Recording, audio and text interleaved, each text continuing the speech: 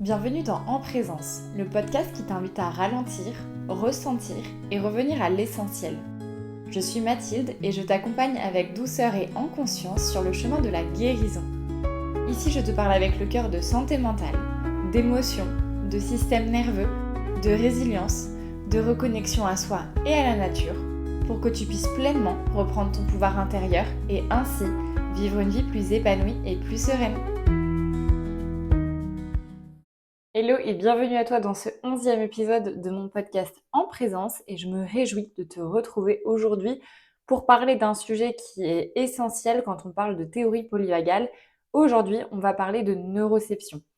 L'idée, c'est que cet épisode, il apporte une vraie plus-value à l'épisode 10 parce que tu vas mieux comprendre comment les différents états, donc l'état ventral, l'état sympathique ou l'état dorsal, se déclenchent dans ton corps. Et tout ça, c'est en lien direct avec la neuroception.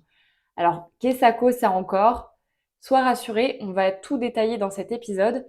Et là encore, je vais essayer de rester la plus compréhensible possible pour te transmettre ces notions qui sont si essentielles et qui vont te permettre de pouvoir reprendre le pouvoir sur l'expérience et de pouvoir renégocier tes expériences passées. Mais avant de commencer l'épisode, j'ai envie de te poser quelques questions.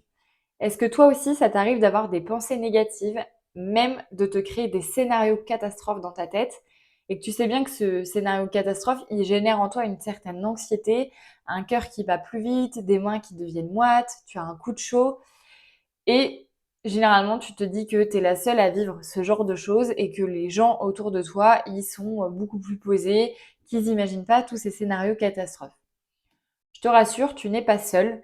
J'ai vécu aussi ce genre de situation à un nombre de fois incalculable. Et tout comme toi, aujourd'hui, j'imagine que tu as déjà entendu de tes proches du style « Mais arrête de toujours penser au pire. Pourquoi toujours imaginer le pire? Tu te fais vraiment du mal pour rien. » Ou encore « Oh là là, mais là, franchement, j'aimerais pas être dans ta tête. » Celle-là, j'avoue, elle fait mal. Je l'ai déjà entendue plusieurs fois par des proches et notamment des membres de la famille. Et franchement, cette phrase-là, elle est assez blessante et surtout, elle n'accueille pas l'expérience et au contraire même, elle juge l'expérience. Et du coup, ça c'est très compliqué quand on est à la recherche de sécurité de vivre ce genre de choses parce que justement, tu vas voir que ça déclenche encore une fois dans ton corps tout un tas de sensations qui vont déclencher un état et puis une histoire que tu vas te raconter. La neuroception, c'est vraiment un processus inconscient qui scrute en permanence l'environnement à la recherche de signaux de sécurité, de danger ou de danger de mort. Ce mécanisme naturel, il précède et influence nos réactions émotionnelles et physiologiques.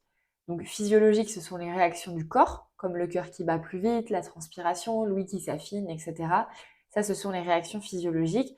Puis les réactions émotionnelles, tu les connais, c'est la peur, la tristesse, l'inquiétude, le désarroi, la panique, la colère, etc., etc. La neuroception, elle offre une voie directe vers les 3 états du système nerveux, donc l'état ventral, l'état sympathique ou l'état dorsal. Et comment elle offre cette voie directe? En scrutant l'environnement par le biais de nos 5 sens. Ce que je vois, ce que j'entends, ce que je sens, ce que je touche. Et la neuroception, elle capte si je suis en sécurité, en danger ou en danger de mort à partir de ces 5 sens et à partir de ce qu'elle va capter à travers les 5 sens.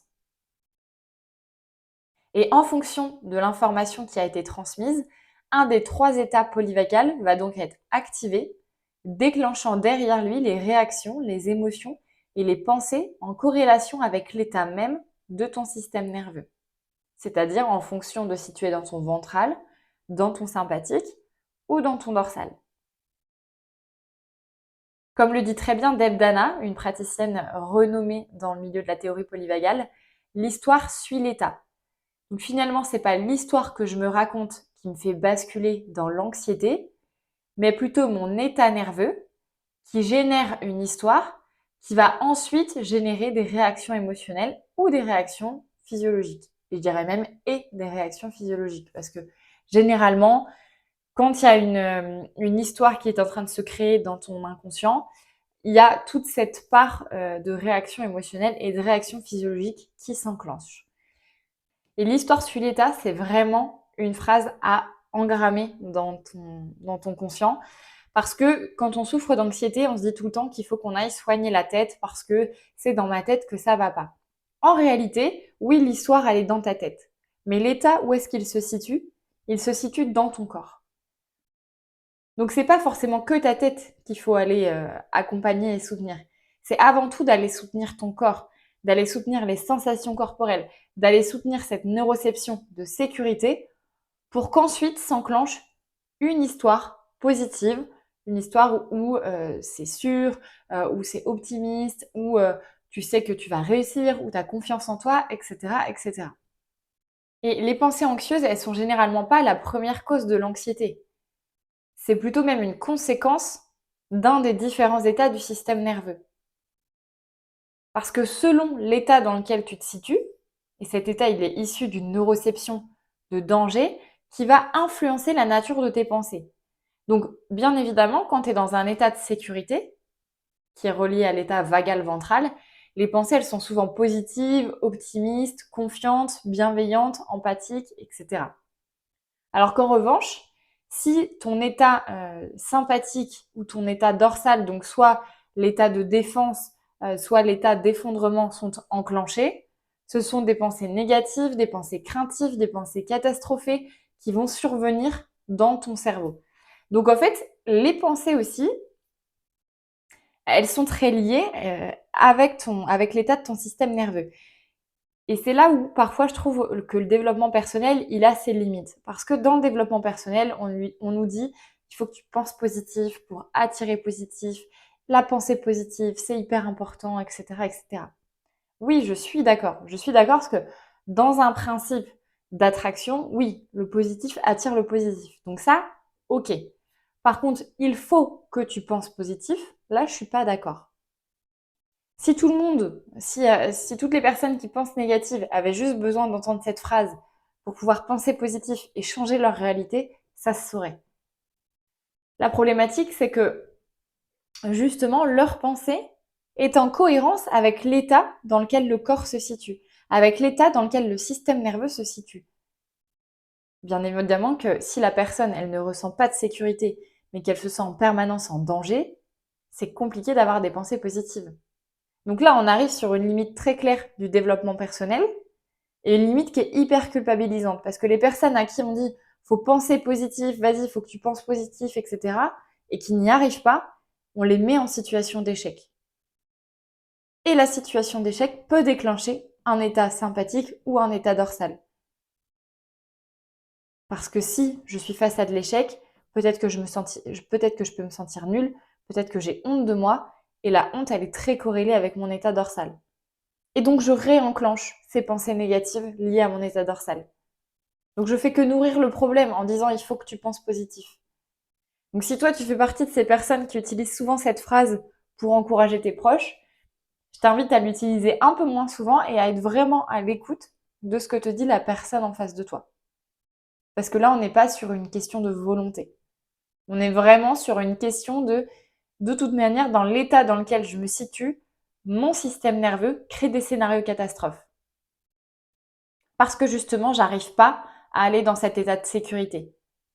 L'état de sécurité qui me permet d'être optimiste et de penser positif. Et les schémas de neuroception, ils se construisent très tôt dans la vie, dès l'enfance. Et ils se construisent à travers l'ensemble des expériences que tu vis avec ton entourage proche et notamment avec les figures d'attachement. Figures d'attachement, on peut parler des parents, des éducateurs, d'une nourrice, de professeurs, d'enseignants, etc. Ce sont des figures d'attachement. Et ces schémas sont des représentations inconscientes que l'enfant se forge pour interpréter son environnement en termes de sécurité ou de menace. Et donc, c'est à partir des interactions que l'enfant a avec les figures d'attachement que le système nerveux autonome va calibrer son propre langage de ce qui est sûr ou de ce qui est menaçant. C'est pour ça que c'est très personnel. Il y a des personnes qui vont se sentir en sécurité dans certains lieux quand d'autres vont se sentir menacées. Ça, c'est très personnel parce que c'est très en lien avec ce qui s'est passé dans notre enfance et dans nos expériences de vie. C'est pour ça qu'on a tous et toutes une neuroception différente inconscientes, bien sûr, mais différentes, parce qu'en lien avec nos expériences personnelles. Et donc, c'est important aussi de noter que des expériences traumatiques ou des environnements instables peuvent altérer ce calibrage de neuroception, conduisant ainsi à des réponses disproportionnées face au danger. Dans des réponses disproportionnées face au danger, ça peut être par exemple des personnes qui, quand ça sonne chez elles, sont dans un état de panique et sont à la limite de la crise d'angoisse. Ces schémas précoces, ils apparaissent et ils se construisent en fonction du monde, en fonction des autres et en fonction de soi-même, si on a cette capacité à ressentir de la confiance ou du danger.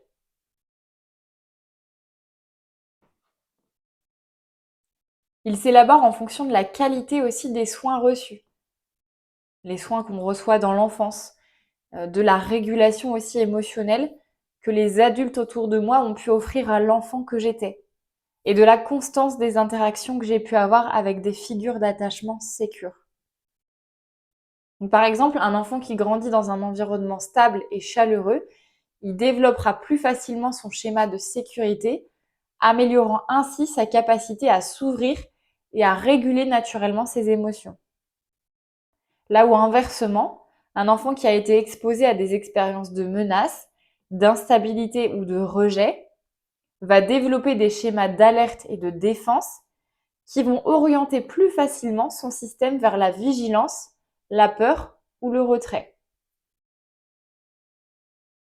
Donc, le foyer dans lequel on a grandi, l'environnement dans lequel on a grandi et les figures autour de nous avec lesquelles on a grandi, donc nos figures d'attachement, en fonction aussi du niveau de régulation des figures d'attachement, on a un schéma de neuroception plus ou moins bien développé, et ce schéma de neuroception notamment en lien avec la sécurité, parce que, in fine, ce qu'on a envie de développer, c'est ce schéma de neuroception de sécurité pour que la voie vagale ventrale puisse petit à petit se développer.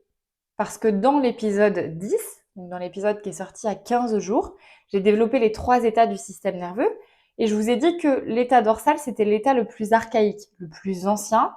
Ça date de l'époque des reptiles. Donc, tout le monde est composé de cette voie dorsale. Puis ensuite est arrivée un petit peu plus tard la voie sympathique. Cette voie sympathique, on la partage avec tous les mammifères. Et puis j'ai terminé en disant que la voie vagale ventrale, elle n'est pas naturellement présente dans notre corps. Elle va se développer au fur et à mesure de notre évolution et en fonction des interactions et de l'environnement dans lequel on évolue. Si on évolue dans un environnement sécure, avec des interactions sécures, avec des figures d'attachement régulées qui sont en capacité de venir co-réguler l'enfant, alors on va développer cette voie vagale ventrale. Et c'est aussi pour ça qu'à l'heure actuelle, je vous fais travailler sur vos expériences, sur votre environnement, à travers notamment des pratiques par exemple d'orientation, et aussi que je vous fais travailler avec des figures d'attachement, parce que tout ça, ça va permettre à votre voie vagale ventrale de se développer ou de s'entretenir. Et ça permet aussi de développer une neuroception de sécurité qui est peut-être plus fine et plus aiguisée qu'elle ne l'était avant qu'on commence le travail somatique. Si on prend mon exemple personnel, donc moi j'ai grandi dans un foyer très aimant. Par contre, on ne peut pas dire que c'était un foyer stable.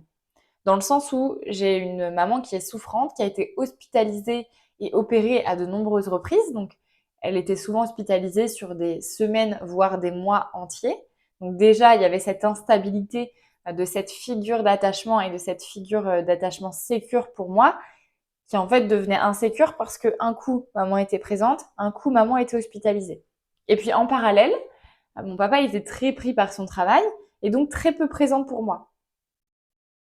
Et donc, j'ai pas forcément eu le soutien et la présence nécessaires dans l'enfance pour développer cette neuroception de sécurité. Et puis, on le sait également, et on en a parlé dans l'épisode 10, une personne qui a des problèmes de santé, elle n'est pas peu connectée à son ventral. Le ventral, c'est l'état où la guérison est possible. Bien souvent, chez une personne qui souffre, il y a beaucoup de sympathique, voire même beaucoup de dorsale. Donc, ce qui veut dire que ma maman, avec ses problèmes de santé, elle n'était pas en capacité de me réguler parce qu'elle-même, elle n'était pas dans son état ventral. Et on le verra dans un prochain épisode. Pour un enfant, le parent, il est indispensable justement dans ce principe de co-régulation. Le parent, c'est une figure d'attachement qui a cette capacité à co-réguler l'enfant. Et c'est même pas une capacité à, c'est presque un devoir parce que l'enfant sans co-régulation, il ne peut pas survivre. Et on le sait, un enfant, un nourrisson, il ne peut pas survivre sans son parent. C'est aussi pour ça que selon les histoires de chacun et de chacune, quand il y a eu la disparition ou l'éloignement d'un des deux parents, bien sûr que ça crée une faille dans le système. Bien sûr qu'il y a un manque de co-régulation et que là, la neuroception de danger est beaucoup plus activée que la neuroception de sécurité. Et là encore, aucune culpabilité pour nos parents parce qu'ils ont fait ce qu'ils ont pu, avec ce qu'ils avaient à l'instant T, avec la capacité nerveuse qu'ils avaient, avec l'éducation qu'ils ont reçue, avec l'envie aussi et l'élan de faire les choses. Et un parent, il fait toujours du mieux qu'il peut, selon sa fenêtre de capacité, justement. Mais heureusement, ces schémas, ils sont plastiques. Et ces schémas, quand on dit qu'ils sont plastiques, c'est qu'ils sont modifiables. Bien qu'ils soient profondément ancrés, ils peuvent évoluer grâce à des nouvelles expériences relationnelles et émotionnelles qui vont venir recalibrer le système nerveux et donc recalibrer le principe de neuroception. Et cette plasticité, elle offre une grande opportunité pour les enfants comme pour les adultes. Parce que par exemple, un enfant qui a vécu des temps d'insécurité peut progressivement percevoir un environnement plus sûr grâce à des relations sécurisantes, fiables et empathiques. Et c'est aussi pour ça que quand j'ai nommé les figures d'attachement, j'ai parlé des parents, mais j'ai aussi parlé de la nourrice, j'ai aussi parlé des enseignants, des instits, parce que eux aussi sont des figures qui peuvent offrir la sécurité, la fiabilité et la stabilité à un enfant. Parce que si dans le système familial, il y a peut-être une défaillance dans le couple parental, eh ben, la maîtresse peut offrir cette relation sécurisante.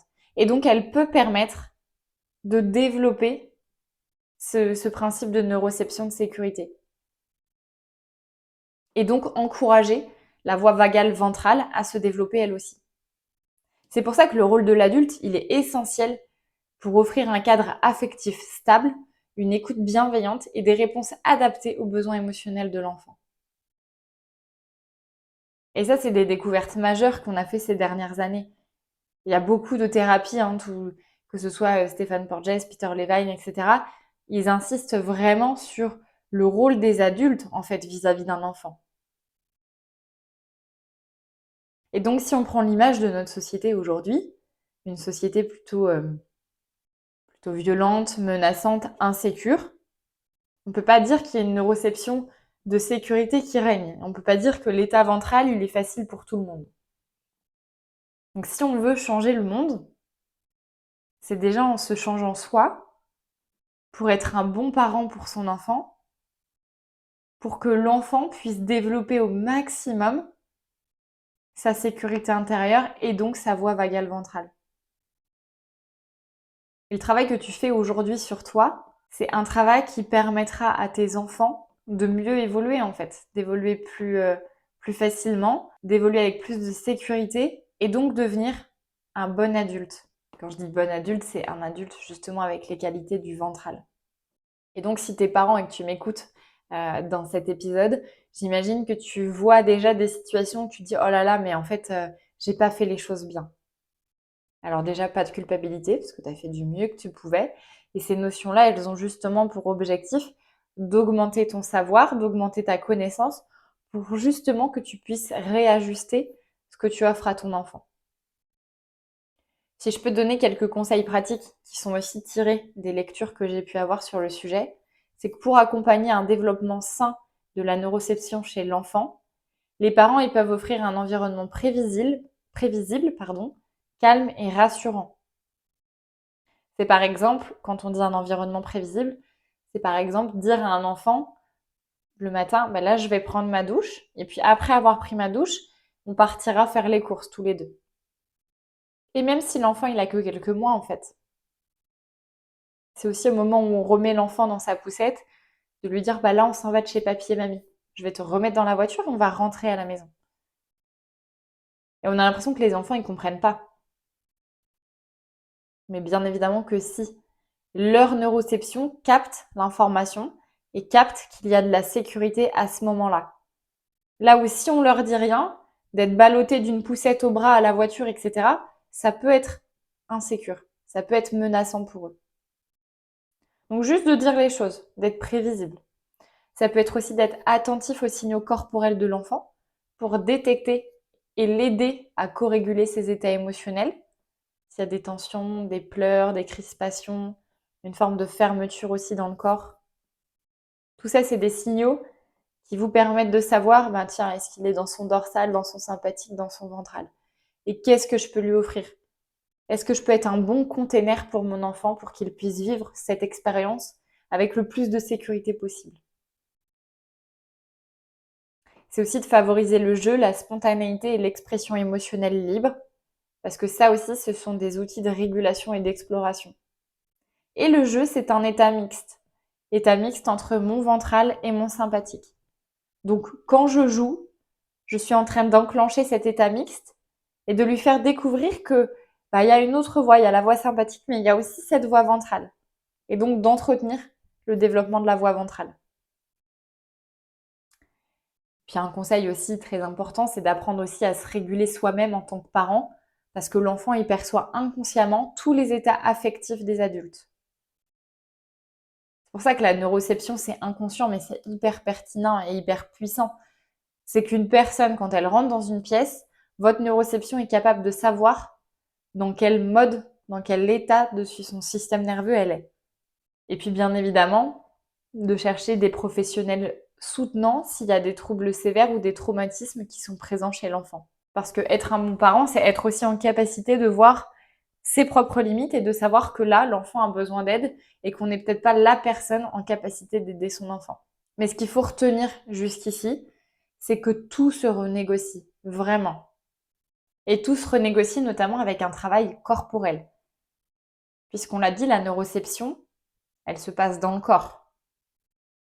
Donc si on veut renégocier ces expériences-là, il va falloir qu'on aille travailler le corps. Parce que si la neuroception, elle communique avec nous via nos 5 sens, alors ça voudrait dire qu'en étant à l'écoute de notre corps, on pourrait avoir des informations sur l'état dans lequel on se trouve, avant même que les pensées et les émotions, elles arrivent. Donc on pourrait en quelque sorte reprendre le contrôle sur l'expérience. Et c'est pour une de ces raisons, et c'est donc une des raisons pour lesquelles je vous invite au quotidien à revenir à votre corps. Parce que plus on essaie de l'écouter, plus on commence à comprendre nos états. Et donc on commence à reprendre le pouvoir sur l'expérience émotionnelle et physiologique qui suit justement cet état. Typiquement là, à cet instant, je peux sentir que mon rythme cardiaque, il est plutôt modéré. Je peux sentir que mon ventre, il est détendu. Il y a une légère tension au niveau de mon plexus solaire, au niveau vraiment de mon diaphragme. J'ai un regard qui est plutôt doux, qui est plutôt ouvert. Et ça, je suis en capacité de le nommer parce que je me connecte justement à ce qui se passe dans mon corps. Alors si toi, t'es en voiture, ne fais pas ça.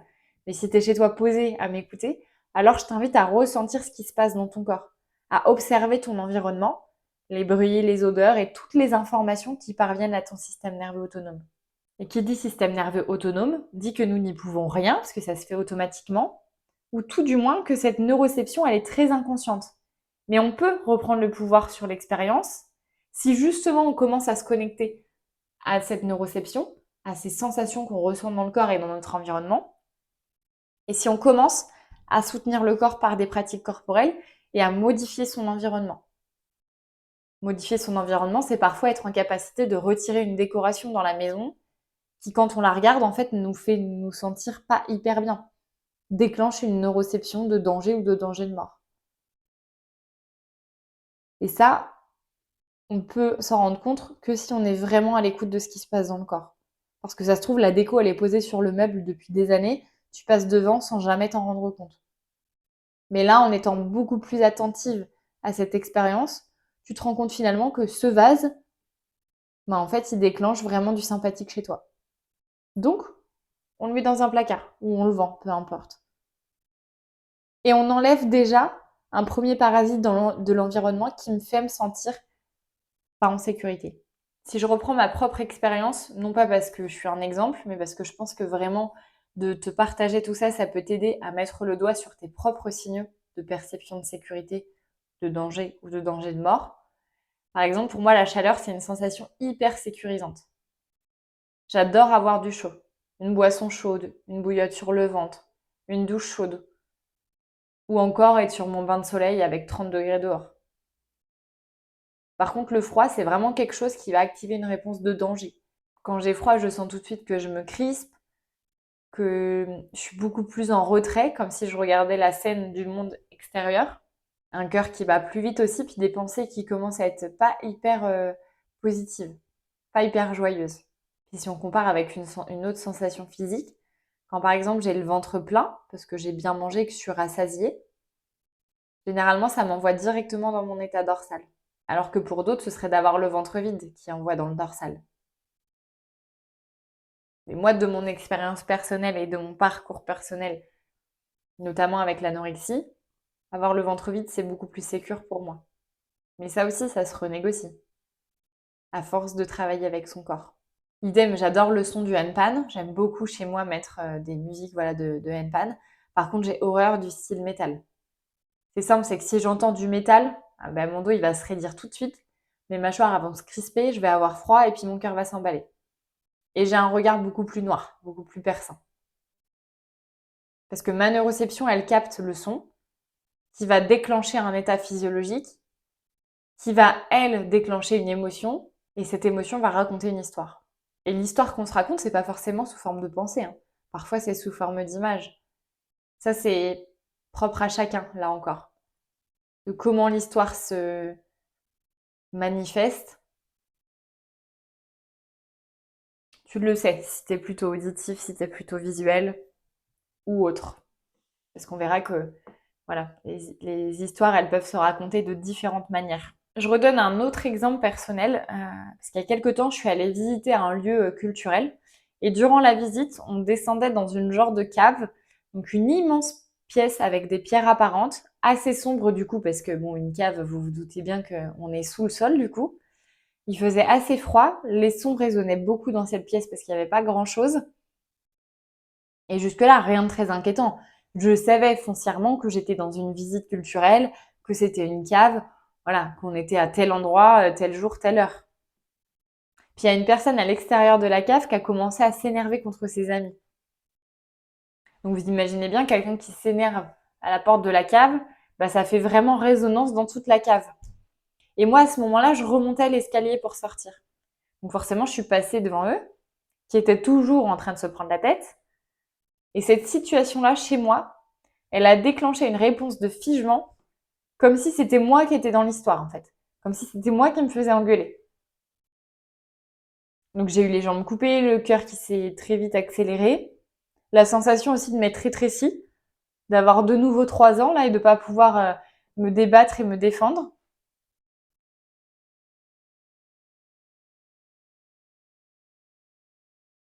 Donc j'ai pris le temps d'accueillir ces sensations. Et puis naturellement, il m'a fallu quelques secondes, suivant cette scène, pour que mes jambes se mettent à trembler fort. Mais vraiment trembler, trembler. Et ce tremblement, si j'avais pas eu la connaissance de toutes ces notions du système nerveux, potentiellement ça aurait pu m'inquiéter. Mais en fait, c'était simplement une décharge de mon système nerveux autonome.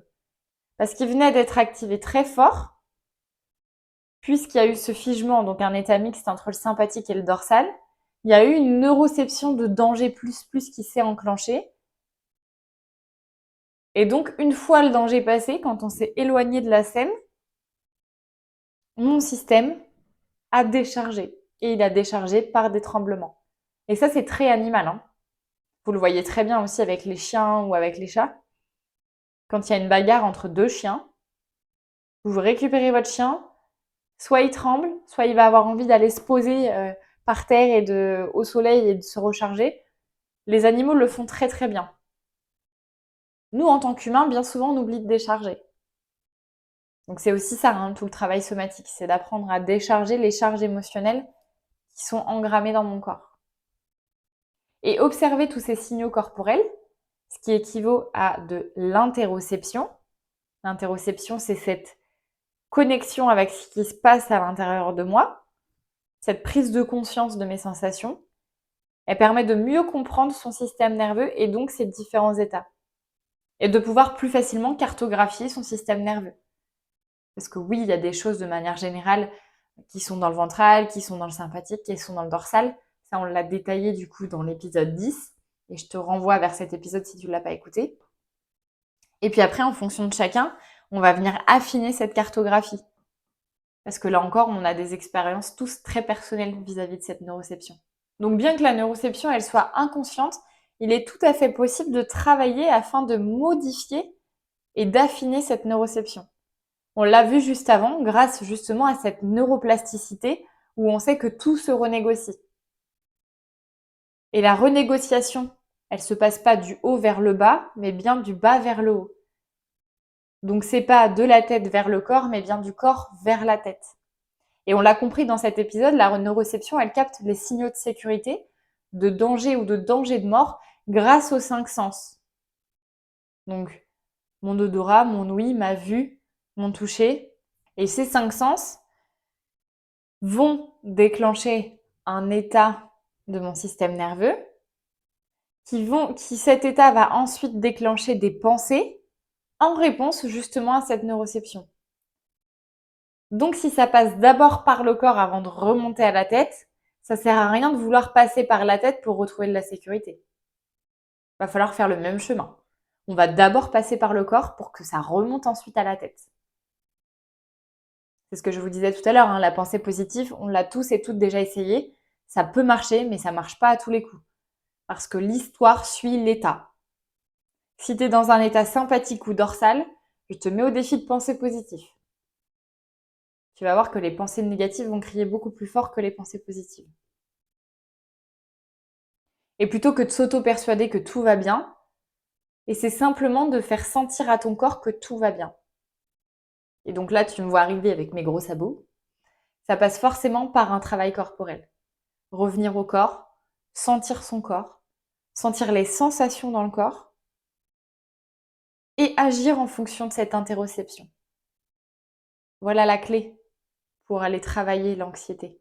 Et ça, c'est tout ce qu'on voit en séance. C'est tout ce qu'on voit dans mes accompagnements. C'est justement tout ce travail corporel et cette reliance entre mon corps et mon esprit, mon corps et ma tête. Et donc oui, on va revisiter les sensations dans le corps, on va revisiter les expériences, on va revisiter les émotions, on revisite aussi les pensées.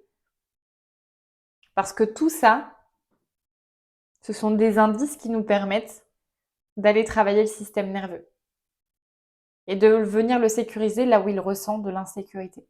Et avec la neuroception, on comprend plein de choses.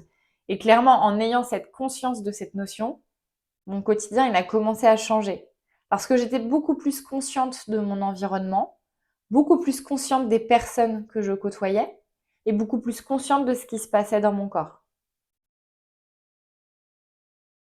Et donc, en faisant plus attention à tout ça, on veille à mettre des signaux de sécurité un peu partout pour que justement la neuroception, elle capte plus de sécurité que de danger. Donc c'est pour ça, par exemple, que chez moi, il y a beaucoup de plantes, parce que les plantes, c'est vraiment quelque chose qui est hyper apaisant pour moi, hyper sécurisant. Donc il y a des plantes à la maison, il y a souvent des diffusions d'huile essentielle, parce que pareil, les odeurs me transportent beaucoup. Là où certaines me font me sentir en insécurité, les huiles essentielles, et notamment certaines huiles essentielles, me font vraiment me sentir en sécurité. Comme si j'étais enveloppée, comme si j'étais coucounée.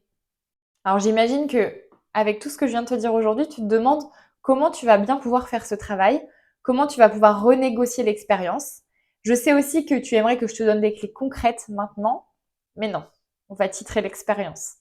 Aujourd'hui, tu as appris ce qu'était la neuroception, et cet épisode, il fait une suite logique à l'épisode 10, où je te parle de théorie polyvagale. Et dans le prochain épisode, on verra comment venir travailler sa neuroception de sécurité, comment renégocier certaines expériences, comment se reconnecter au corps et comment réguler le système nerveux autonome lorsqu'un état nerveux est déclenché, ventral, sympathique ou dorsal. D'ici le prochain épisode, je t'invite vraiment à commencer ou à continuer de te connecter à tes sensations.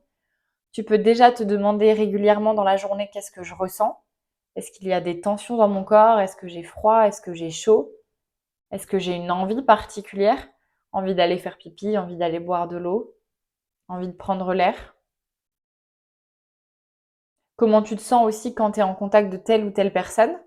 Et commence déjà à te questionner consciemment sur ce que tu ressens et sur ce qui se passe dans ton corps. Au début, je sais que ça peut paraître difficile, voire que ça se trouve, tu vas pas forcément ressentir quelque chose. Bah, si c'est neutre, c'est déjà une information. Parce que ça veut dire que ça ne déclenche pas la neuroception de danger. Mais que ça ne déclenche pas non plus cette neuroception de sécurité. Donc petit à petit, voilà, on débroussaille un peu le chemin. On essaye voilà, de se frayer un chemin parmi tout ça et de partir à la rencontre de soi-même. Et ça, c'est un vrai cadeau que tu te fais. Et c'est OK que ça prenne du temps. Effectivement, le travail du système nerveux et le travail sur l'anxiété, c'est long, c'est fastidieux parfois, c'est pas toujours confortable, mais par contre, c'est game changer. Et je suis passée par là. Et je peux te le dire, aujourd'hui, ma réalité, elle est tout autre. Donc plus tu vas essayer de ressentir, plus la connexion avec ton corps va se rétablir, mais step by step. J'espère que cet épisode t'a plu. J'espère que tu auras pu comprendre le principe de neuroception. N'hésite pas à me partager ton retour sur Instagram. Je serai ravie de pouvoir échanger avec toi. N'hésite pas aussi à partager l'épisode autour de toi. Peut-être que dans ton entourage, il y a des personnes qui travaillent avec des enfants. Peut-être qu'il y a des personnes qui sont parents. Peut-être aussi qu'il y a des personnes qui ont besoin de comprendre ce qui se passe dans leur tête. Et ben cet épisode, ça va aussi leur permettre de se rendre compte que ce qui se passe dans la tête, en réalité, ça suit tout simplement le cours de l'histoire de ce qui se passe dans le corps. Donc voilà, si toi aussi tu as envie de semer des graines de conscience autour de toi, je t'invite à envoyer cet épisode de podcast ou le partager tout simplement sur les réseaux sociaux.